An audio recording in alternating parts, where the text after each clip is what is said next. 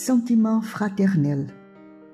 Message du chapitre 10 du livre Notre Pain, dicté par l'auteur spirituel Emmanuel et psychographié par le médium Francisco Cândido Xavier. Citation. Sur l'amour fraternel, vous n'avez pas besoin qu'on vous écrive, car vous avez personnellement appris de Dieu à vous aimer les uns les autres. Première épître de Paul aux Thessaloniciens, chapitre 4, verset 9. Il existe un profond contresens qui vient désorganiser la contribution humaine dans le dévot édifice du christianisme. C'est l'impulsion sectaire qui tourmente d'importants groupes ses fidèles.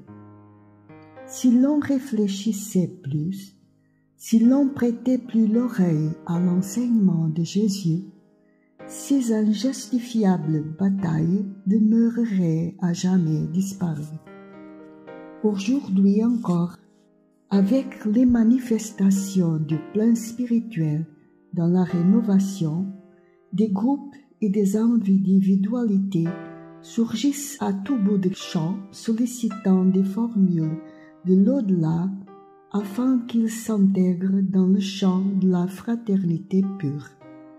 Mais qu'attendent les compagnons éclairés pour être effectivement frères les uns des autres?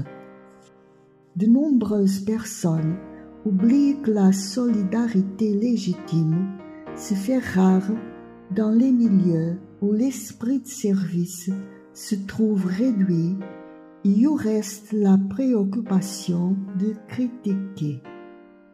De remarquables institutions sont conduites vers la perturbation et la disparition en raison de l'absence d'aide mutuelle sur le terrain de la compréhension, du travail, de la bonne volonté. Manque d'assistance? Non. Toute œuvre honnête se répercute dans les plans plus élevés, conquérant des coopérateurs dévoués. Lorsqu'il y a invasion de la disharmonie dans les instituts du bien, c'est que les agents humains s'accusent entre eux de la défection dans les engagements pris ou de l'indifférence vis-à-vis de l'acte de servir.